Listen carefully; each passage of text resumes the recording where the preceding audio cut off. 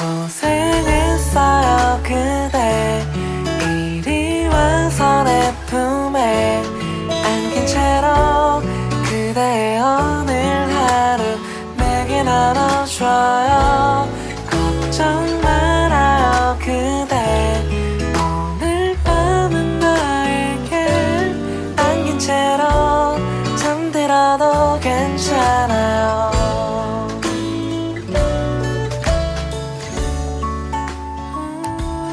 수요일의 내음길 수음길입니다.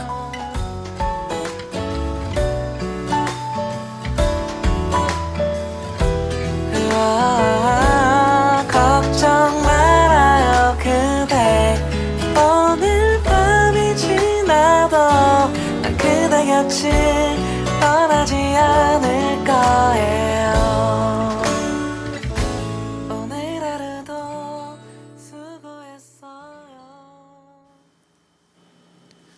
네, 안녕하세요. 수요일의 내음길 수음길에 오신 여러분들 환영합니다. 저는 내음길 교회에서 양육지기로 섬기고 있는 최성문이라고 합니다. 네, 뭐 이게 뭔가 하시는 분들이 많을 텐데 저희가 지난번에 광고 때도 말씀드렸듯이 저희가 일요일마다 만나면은 주일마다 만나면은 너무 멀잖아요. 보고 싶고 또 그래서 일주일의 절반인 오늘 저희가 퇴근길에 딱 들을 수 있게 팟캐스트 형식으로 이런 걸 기획을 해보게 됐습니다. 뭐 이 시간에는 많은 것들을 할 수 있을 것 같아요. 뭐 성경에 관한 얘기도 좋고 뭐 개인적인 삶 나눔도 좋고 뭐 기도 제목을 나눠서 같이 기도회를 해도 좋고 여러 가지 길로 열려 있으니까 뭐 아이디어가 있으시면 언제든지 저희한테 주시면 감사하겠고 네 오늘은 게스트를 한번 모셨습니다. 제가 혼자 떠들면 조금 어색할 수 있으니까 굉장히 귀한 분을 또 모셨는데 누구냐면 성덕교회 청년회에서 현재 홍보국장으로 사역하고 계시는 유은진 자매님 모셨습니다. 와. 자기소개 한번 해주세요. 네, 안녕하세요. 저는 성덕교회에서 24대 홍보국장을 하고 있는 유은진이라고 합니다. 반갑습니다. 네, 최대 스펙이죠, 홍보국장이면. 네, 그럼요. 아무나 하는 게 아니니까. 네, 오늘 제가 모신 거는 저 혼자 떠들면 좀 민망하니까 한번 모셔봤어요. 아, 그냥 리액션 하라고 부른 그런 건가요? 것까지는 아니고 너무 본인을 비하하지 마시고. 아, 네네. 그냥 그래서 저희가 뭘 해볼까 고민을 했는데 아무래도 조금 신앙에 관한 그런 얘기들을 좀 해보면 좋을 것 같다. 그래가지고 뭘 할까 고민하다가 아무래도 제일 안전하고 조금 리스크가 없는 방법 중에 하나가 바로 책으로 하는 거잖아요. 책. 네, 근데 읽으실 필요는 없어요. 왜냐면 제가 읽어왔거든요. 읽으실 필요 없고 제가 읽은 거를 토대로 뭐 그냥 나눔 정도라고 생각하시면 되고 뭐 저희가 전문가도 아니고 그렇죠. 약간 뭐 아마추어다 보니까 뭐 저희가 틀린 부분이 있으면 언제든지 댓글로 이렇게 피드백을 주시면 저희도 그거 반영해서 뭐 계속 얘기해 볼 수 있으면 좋을 것 같아요. 네네. 그래서 제가 어떤 책을 들고 왔냐? 풍성한 삶으로의 초대. 이 책 아시죠? 근데? 네, 읽어봤죠 저는. 역시 성덕교회라면 제가 성덕교회 새가족 리더로 사역을 할 때 이상원 목사님이 추천해 주신 책이거든요. 이게 김형국 목사님이 쓰신 책인데 이게 되게 좋더라고요. 저는 새가족 대상으로도 좋고 청년들 대상으로 되게 좋은 것 같아서 이게 뭐 결국에는 이제 부제가 하나님 나라를 향한 여행 안내라고 돼 있는데 좀 거창하긴 해요. 내 삶의 의미와 목적은 무엇인가. 이게 또 시리즈물이잖아요. 시리즈물이에요. 그래서 이 두 번째 시리즈가 되게 유명하다고 들었는데 그 뭐 1대1로 뭐 관계하는 거? 맞아요. 그 멘토 멘티처럼 그게 되게 좋다고 하더라고요. 근데 저는 그건 안 읽어봤고 제가 이거 새가족 리더 할 때 되게 좋다고 느낀 책이어서 이게 또 입문이라고 해야 되나? 아니면 약간 초심으로 돌아가는 정리하는 이런 느낌에서 되게 좋아서 오늘 요거를 한번 제가 나눠볼까 해요. 좋습니다. 네, 이걸로 얘기하면 재밌을 것 같아서 이게 사실은 챕터가 좀 나눠져 있긴 해요. 1장부터 뭐 7장까지 있는데 뭐 그걸 다 할 건 아니고 그럼요. 다는 못하죠. 그래서 오늘 첫 번째 이야기 빠밤 좋아요. 첫 번째 이야기예요. 진짜 챕터 1이. 네. 부제가 3가지 문과 3가지 장애물. 기억 안 나죠, 근데. 전혀 안 납니다. 오히려 좋아. 오히려 좋아. 오히려 좋고. 설명해 주세요. 뭐 설명이랄 건 없고 저는 이 책을 약간 그럼 소개하는 느낌으로 가고 거기에 네. 대해서 이 책이 정답이라고 또 할 수는 없잖아요. 이게 뭐 진리는 아니잖아요. 그쵸, 이 책이. 이 책이 성경도 아니고. 그렇죠. 그래서 저희가 좀 뭐 궁금하거나 의문이 드는 점은 저희도 서로 얘기하고 또 나중에 승범 전도사님한테 여쭤보면 되니까 네. 그런 식으로 가면 좋을 것 같아요. 좋아요. 그래서 그러니까 이분이 쓰신 목적이 딱 그거예요. 제가 아까 부제를 말씀드렸잖아요. 내 삶의 의미와 목적은 무엇인가. 그러니까 약간 쉽게 말하면 그거지. 너 왜 살아? 그러니까 우리 약간 초딩 때 약간 애들한테 왜 사냐? 그런 거 많이 했잖아. 약간 그런 건데 아. 그거를 약간 진지하게 고민하는 그런 어. 느낌인 거죠. 그래서 이 목사님은 자기가 가이드라고 설명을 하시는데 어쨌든 우리가 그리스도인으로서 신앙을 가지게 되는 3가지 문이 있다고 해요. 3가지. 처음에 믿게 약간 되는? 입문하는 단계. 근데 그게 사람마다 다 다른 거야. 3가지가. 그래서 정리를 해봤을 때 포괄적으로 그 3가지 안에 들어가더라. 해서 이렇게 카테고리화를 해놓으신 거거든요, 목사님이. 그래서 뭐가 있냐? 첫 번째는 생활 양식. 생활 양식, 생활 양식이 환경 뭐냐면 이런 건가요? 비슷해요. 뭐냐면 그러니까 정말 모태 신앙 같은 거지. 그러니까 태어나면서부터 부모님을 따라서 교회를 가고. 그러니까 뱃속부터가 아니어도 저도 그런 경우거든요. 제가 진짜요? 8살 때 전농동을 왔는데 엄마 그냥 갖다 놨어. 성덕교회 유년부에 나를. 그래서 내가 어떤 다른 게 아니고 그냥 그렇게 생활하다 보니까 믿게 된 거죠. 이거 중요한 것 같아요, 저는. 그렇죠. 중요하죠. 이런 사람들이 꽤 많고. 맞아요. 그리고 두 번째가 뭐냐. 두 번째는 경험, 체험, 위기라고 정리를 하는데 이게 뭐냐. 말 그대로 어떤 그런 특별한 경험 같은 거. 영적인 체험 이런 거 있잖아요. 그러니까 사람마다 그런 걸 경험하는 분들이 계시잖아요. 그쵸. 예수를 만났다든지 뭐 그게 기도회가 될 수도 있고 뭐 삶에서도 될 수도 있고 그런 경험으로 기독교인이 됐다. 예수를 믿게 됐다. 이런 경우가 있다고 해요. 그게 두 번째. 그리고 마지막이 탐구와 추구. 탐구와 추구. 이것도 말 그대로예요. 약간 살다가 어떤 세상에서 부조리한 것들을 느낀다거나 뭐 이해가 안 되는 것을 뭐 발견한다거나. 그러니까 인간의 상식으로는. 그래서 정말 진리를 탐구하기 시작하는 거죠.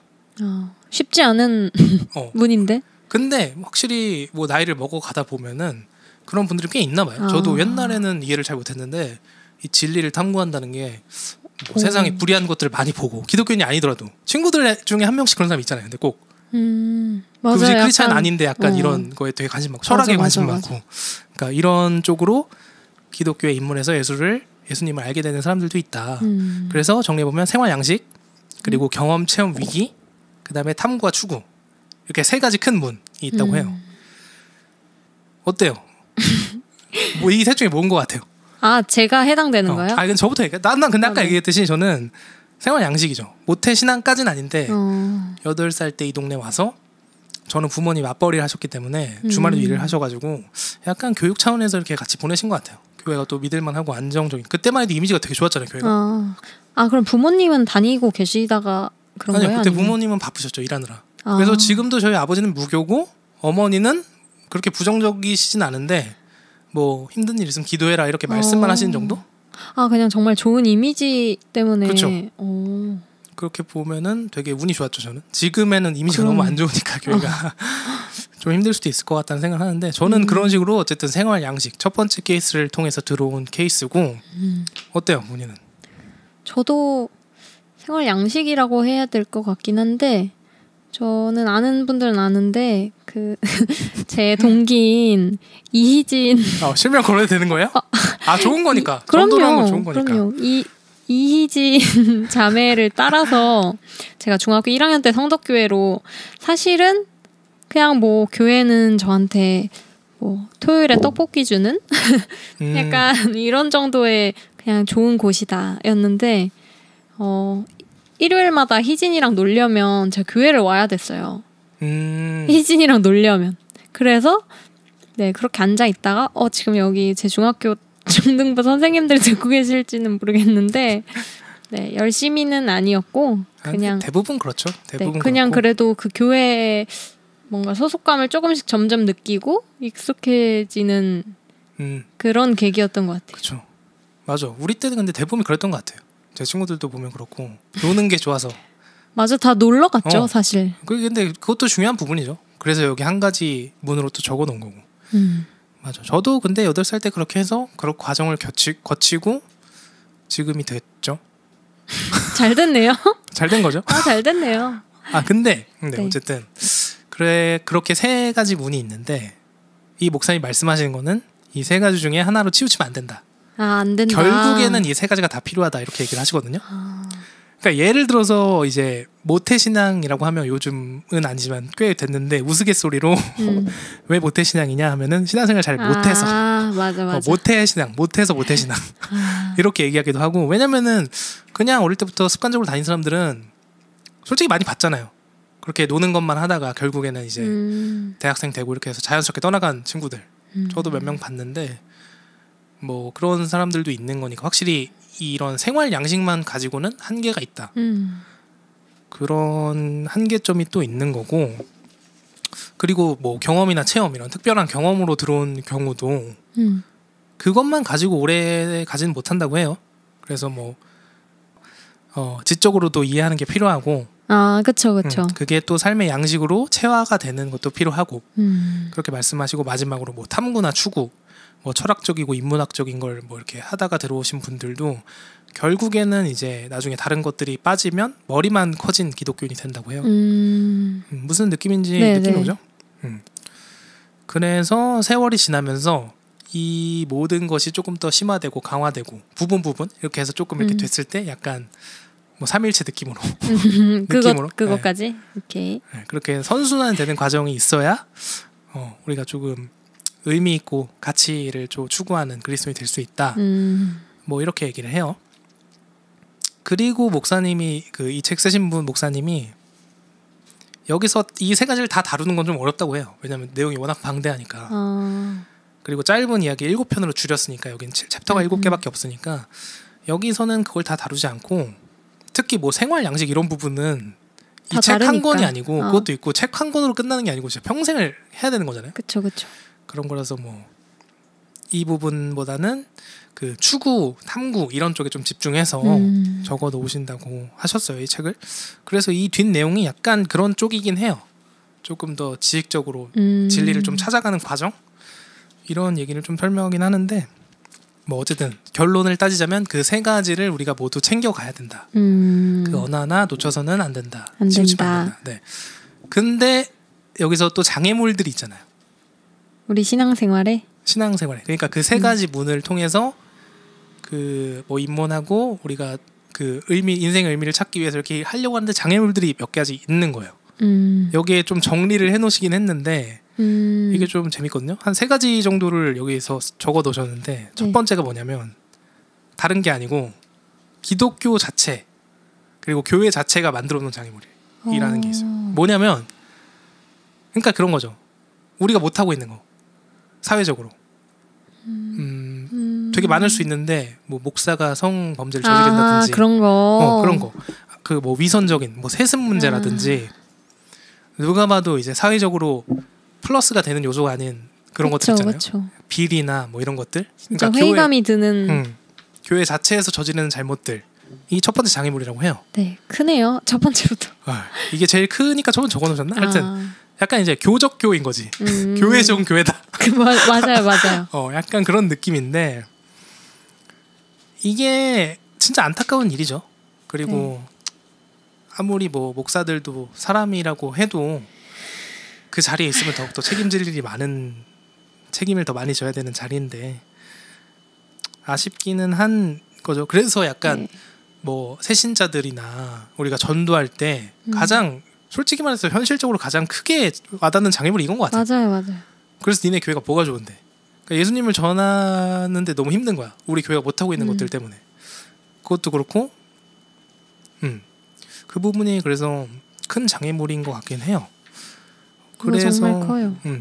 이 목사님은 어떻게 말하느냐? 어쩔 수 없다. 우리가 사과하는 수밖에 없다. 우리가 사과하고 또 예수님의 뜻을 따라서 열심히 사는 수밖에 없다. 우리가 뭐 그 사람들 뭐 마녀 사냥할 것도 아니고 그것도 아니잖아요. 그러니까 이분은 영어 속담으로 얘기를 하는데 뭐냐면 또 외고 나오셨잖아요. 이런 거 밝히면 안 되나? 그래서 탑 시크릿인데. 죄송합니다. 영어 속담이 뭐냐면 네. Don't throw the baby out with bathwater라는 속담인데 제가 발음이 안 좋아서 무슨 뜻이냐면 목욕물과 함께 아이를 같이 버리지 말라. 그렇죠. 뭐 목욕물과 이게 한국 속담으로 그런 게 뭐라고 있나? 알죠? 그러니까 이게 약간 이런 거 아니에요? 벼룩 잡으려 그런. 근데 느낌 비슷한 것 같긴 해. 그 초가상간 다 태우는 그런 느낌. 네. 근데 약간 그것도 것 같기도 하고. 비슷한 것 같긴 해요. 그러니까 뭐 그런 느낌이죠. 어쨌든 목욕물을 씻기고 이 구정물이 나왔다고 해서 그걸 다 부어버리면 안에 아기까지 같이 버린다는 그쵸. 거잖아요. 그래서 우리도 그 안에 알맹이가 있으니까 그 진리를 포기하지 말고 그쵸. 우리 남은 사람들이 더 그걸 탐구하고 그거를 또 추구하고 이런 식으로 나아가야 된다. 이렇게 약간은 어떻게 보면 이상적일 수 있어. 좀 많이 이상적이긴 하죠. 그치. 그래서 약간 조금 이 뭐라 그래야 되나 분노에 차 계신 분들이 있잖아요. 그런 분들한테는 조금 안 통할 수도 있는데 근데 이게 어쩔 수 없는 정답인 것 같긴 해요. 예수님도 이렇게 사셨으니까. 네. 예수님처럼 살기 너무 힘들지만 저는 사실 좀 이런 부분이 어렸을 때는 좀 억울했어요. 막. 아니 내가 왜 싸잡아서 욕을 먹어야 되지? 그치. 약간 그래서 저도 같이 이렇게 비아냥되는 말들과 이런 걸 들으면 막 화가 나고 그랬었는데 이제 생각해 보니까 사실 뭐 그렇게 내가 뭐 그렇게 억울한 입장은 또 아니더라. 그렇죠. 네. 그치. 우리 모두 죄인이니까. 네. 정죄하지 말고. 네. 저도 동의해요. 어느 정도.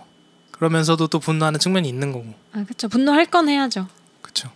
그 부분이 참 어려운 것 같긴 해. 근데 어쨌든 뭐 첫 번째 장애물부터가 너무 커서. 힘들어. 두 번째 장애물은 지적 장애물. 지적 장애물인데, 그러니까 지적 영역이랑 관련이 있는 거야. 그 예를 들어서 성경이 2000년 전 책이잖아요. 네. 2000년 전 책인데 우리가 지금 현 시대 문화적이나 시대적 상황으로 이해할 수 없는 문구들이 생각보다 많잖아요. 그렇죠. 성경에는 워낙 오래된 책이다 보니까 이게 어려운 부분도 많고 우리가 그냥 읽었을 때는 이해가 되지 않는 부분들이 생각보다 많단 말이에요. 맞아요. 그래서 그런 지적인 부딪힘, 지적인 부딪힘이 두 번째 장애물이라고 하는데 어때요? 이런 것들이 뭐 예를 들 만한 게 뭐가 있을까? 그런 게 있을까? 요즘은 또 워낙 또 남녀 갈등이 심해진 사회니까 아무래도 성경은 여성을 뭐 혐오적인 발언이 있다거나 이런 부분들이 그런 논란들이 꽤 있어 왔잖아요. 뭐 고린도전서라든지 그런 부분은 솔직히 말해서 그냥 본문을 읽으면 솔직히 말해서 뭐야 성경 여혐책이네. 여혐? 요즘은 뭐 장난 아니죠. 또 서로 일어납니다. 불같이 또 싸우고. 그러니까 뭐 그런 부분도 있을 수 있고 예민한 부분은. 네. 아니면 뭐 되게 많겠죠 그런 게. 저 그거 생각나는 거 있는데 예전에 살롱에서 같이 할 때 그 이혼하지 말라는 말씀 가지고 그쵸. 최승범 전도사님께서 강의해 주셨을 때 그때 조금 진짜 이거 알고 보는 거랑 모르고 보는 거랑 정말 다르구나 했었던 거거든요. 그렇죠. 뭐 그런 것들. 그러니까 지적으로 우리의 알고 있는 상식과 좀 부딪히는 것들, 성경이. 그런 것들이 약간 또 장애물이 될 수 있다고 얘기를 해요. 왜냐하면 어쩔 수 없어. 그러니까 2000년 전 책이기도 하고 진짜 말 그대로. 그리고 시대는 계속 변화하고 인간의 지성사도 발전하고 과학도 발전하고 하니까 그런 부분이 있을 수밖에 없거든요. 그래서 여기서 이분은 뭐라고 말씀하시냐면 무조건 믿어라 라고 하는 것은 지적 태만이며 지적 태만이며 나아가서 지적 폭력이라고까지 얘기해요. 이분은. 그러니까 이런 자세 때문에 진리에 대해서 고민도 못한다 사람들이. 아예 포기하게끔 만드는 경우가 많기 때문에 이분은 진짜 이렇게까지 표현하는데 지적으로 자살을 하면서 어떻게 진리와 인생의 의미를 찾을 수 있다는 말입니까? 라고까지 표현을 하거든요. 그러니까 이 부분에 대해서 사실 많이 이렇게 회피하는 경우가 많은 것 같아요. 기독교인들이. 왜냐면은 이게 너무 내 생각인 것 같거든. 내 생각대로 내 입맛대로 해석하는 것 같으니까 이 부분을 너무 그냥 피하려고 하고 자기가 듣기 좋은, 읽기 좋은 구절만 계속 찾게 되는 그런 경향이 좀 있거든요. 근데 이 부분을 회피하면 언젠가는 골마요. 그리고 계속 우리 현대 사회적인 그런 이슈들과 부딪힐 수밖에 없고. 그래서 오히려 이 목사님 어떻게 말하냐면은 그런 걸 오히려 더 갈구하고 탐구하고 해야 우리의 신앙이 더 성장하고 더 그렇게 된다 이렇게 얘기를 하거든요. 저 근데 만약에 그런 말 있잖아요. 성경은 어느 시대에 국한되지 않고 그렇죠. 진리라는 말이 있잖아요. 그렇죠. 그러면은 이렇게 따로 현 시대에 맞춰서 따로 해석하지 않아도 그냥 우리가 쉽게 바로 받아들여질 수 있어야 되는 것이 아닌가 하는 그쵸. 질문이 있을 수 있잖아요. 그렇죠. 그 진리는 확실한 보편적인 진리가 있고 시대에 따라서 막 확 변하는 게 아니다. 우리의 지금 시대의 상황에 맞춰서 진리를 바꿔서 해석한다기보다는 우리가 생각해 보면은 그걸 제대로 파악을 못하는 거야. 예를 들어서 우리가 뭐가 약간 아닌 것 같은데 했는데 알고 보니 그 뜻이 아니었던 거지 성경이. 그러니까 그런 걸 수 있다는 거죠. 우리가 성경은 솔직히 글자만 그러니까 이렇게 본문만 읽잖아요. 근데 사실 그것도 되게 위험한 방법이라고는 해요. 그 시대 상황을 역사를 알아야 되고 우리가 한국사 공부하듯이 뭐 당연히 빡세겠지만 이스라엘사도 공부하면 좋은 거고 신학교를 갈까요? 모두가 그러긴 힘들지만 네. 그러니까 약간 그런 측면이 있는 것 같아요. 우리 입맛에 맞춰서 해석하는 건 당연히 위험한 거지만 그렇죠. 그 구절을 해석할 때 우리가 좀 공부를 하고 이게 진짜 이 뜻이 맞을까? 뭐 이런 것들을 조금 여러 가지 그 시대상이나 누가 썼는지부터 해서 그래서 성경 공부가 좀 필요한 이유죠. 목사님들의 맞아요. 설교가 필요한 이유고 이게 진짜 무슨 뜻이지? 우리가 해석하는 게 아니고 공동체로서 같이 그게 교회의 또 목적이고 그래서 저도 말씀하신 것처럼 진리가 변해서는 안 된다고 생각하는 입장이 아니고 크리스찬이라면 당연히 진리가 변해서는 안 되죠. 진리는 원래 변하면 안 그렇죠. 되죠. 진리는 뭐 예수님이 사랑이다. 뭐 진리는 변하면 안 되는 거고 만약에 우리가 지적으로 부딪히는 경우가 있을 때는 이거를 우리도 피하지 말고 끊임없이 질문하고 목사님한테 여쭤보고 전도사한테 여쭤보고 우리끼리 토론도 해보고 맞아요. 근데 뭐 성경을 먼저 읽어야죠. 그건 그래요. 이렇게 또 자기 반성을 하게 네, 되는. 읽겠습니다. 근데 아까도 얘기했듯이 너무 이쪽으로 빠지면 머리만 커진 크리스찬이 된다. 맞아요. 쉽지 않지만 네. 네. 아 그리고 마지막 장애물. 아 근데 이게 제일 어려워 사실. 뭐예요? 이게 좀 철학적이에요. 아 벌써 힘든데요. 이게 실존적 장애물이라고 아하. 표현을 하는데 아하. 이게 말부터. 개개인이 겪는 고통이랑 좀 관련이 있어요. 그러니까 예를 들어서 우리는 겉으로는 좀 멀쩡해 보여도 내면에 고통들이 솔직히 많이 그쵸? 있잖아요. 가정사부터 해서. 근데 그런 불가항력적으로 나에게 온 고통이 의문이 들기 시작하는 거죠. 어떻게 나한테 이런 고통이 맞아, 올 수가 있는 맞아. 거지? 왜냐면 내가 크리스찬이고 하나님 믿는데 어떻게 나한테 이렇게 고통스러운 상황을 주시는 거지? 이런 근본적이고 약간 근원적인 질문. 그러니까 내가 실수했다 쳐도 이 정도까지는 아닌데 약간 욥기 비슷하죠. 그런 느낌으로. 그러니까 하나님은 사랑이라면서 왜 이렇게 나를 힘들게 만드냐. 뭐 이런 굉장히 약간 철학적이고 이런 장애물이 있는데 근데 이런 경우가 진짜 꽤 많은 것 같아요. 진짜 정말 힘들어하시는 분들. 이게 이거는 정말 다니다가 그렇죠. 안 나오시는 분들의 그런 분들 가장 몇 번 큰 봤고 참 어려운 부분이죠 이것도. 셋 다 쉽지 않네요. 셋 다 쉽지 않아. 그래서 장애물이에요. 그래서 이 쓰신 분이 대표적인? 이것만 뽑아놓은 것 같아요. 그게 참 어렵긴 해요. 우리가 뭐라고 이렇게 쉽게 할 수도 없는 거고. 그쵸. 워낙 힘들어하시는 분들한테 이거 정말 쉽게 선뜻 위로하기도 어려운 그런 문제들도 많죠. 부분이니까. 그래서 이분은 어떻게 정리하시냐? 이분도 한마디로 정리 못해. 이 문제는 한마디로 정리할 수 있는 문제가 아니고.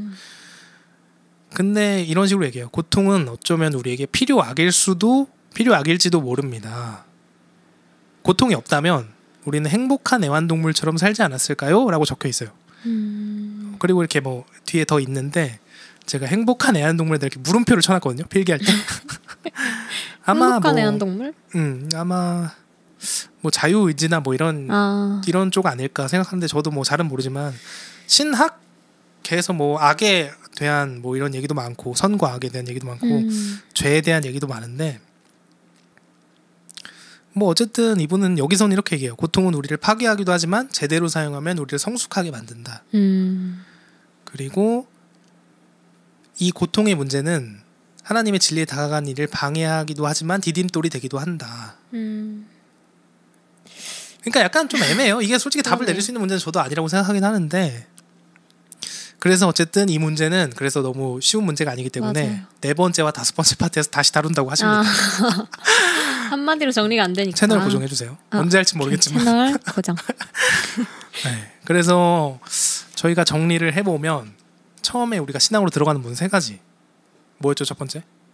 생활 양식. 생활 양식. 뭐 모태신앙이라든지 어머니가 끌고 왔다. 저처럼. 축복. 축복이죠. 네. 그리고 두 번째가 두 번째 아니야 체험. 체험. 특별한 체험이나 뭐 경험, 뭐 영접, 예수님을 만났다, 뭐 이런 것들. 네. 네, 그런 거 충분히 있을 수 있죠. 그렇죠. 그런 경험으로 또 입문하신 분들. 그리고 마지막이 탐구와 추구. 지적인 부분들. 근데 그렇게 해서 우리가 진리를 찾아가는 가운데 장애물이 크게 3가지가 있는데 첫 번째는 교적교. 교회다. 교회 자체가 못하고 있는 것들. 맞아. 그리고 두 번째가 지적 장애물. 우리의 상식으로 좀 이해가 안 되는 것들.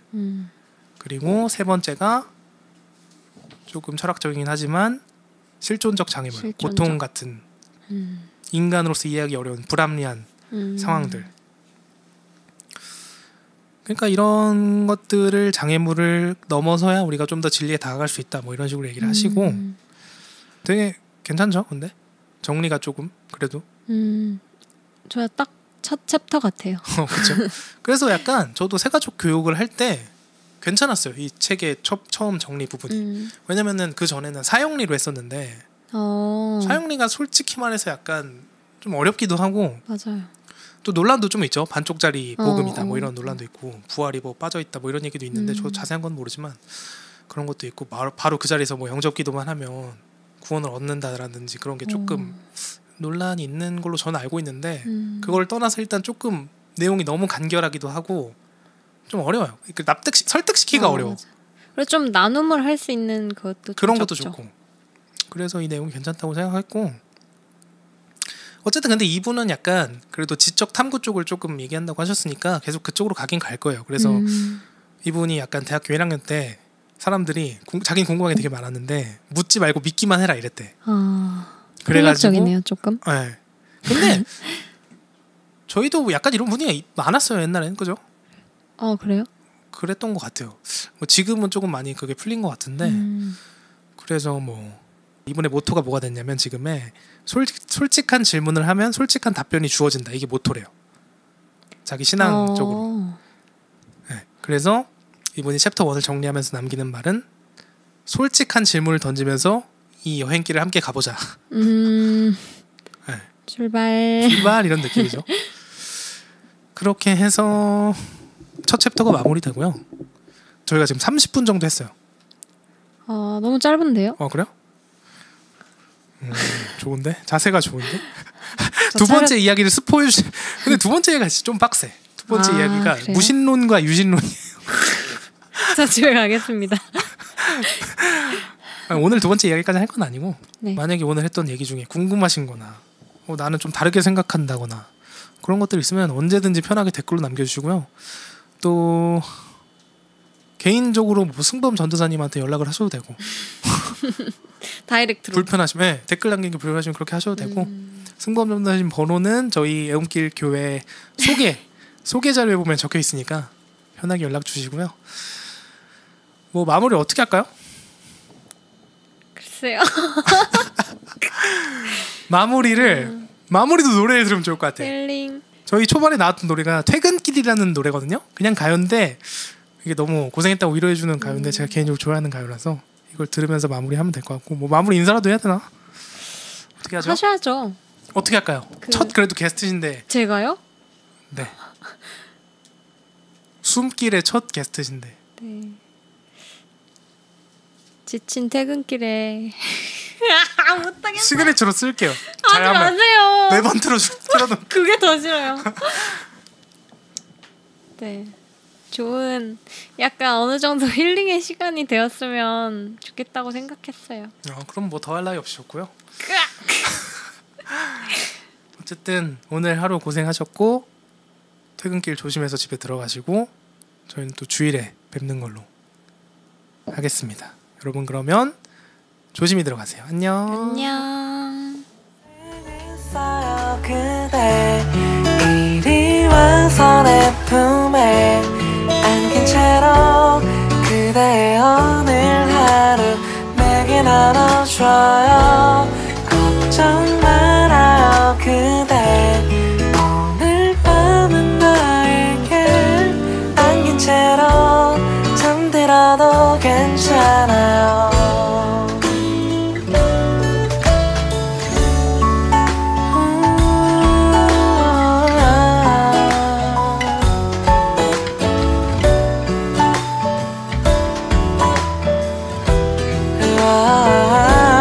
걱정 말아요 그대 오늘 밤이 지나도 난 그대 곁을 떠나지 않을 거예요.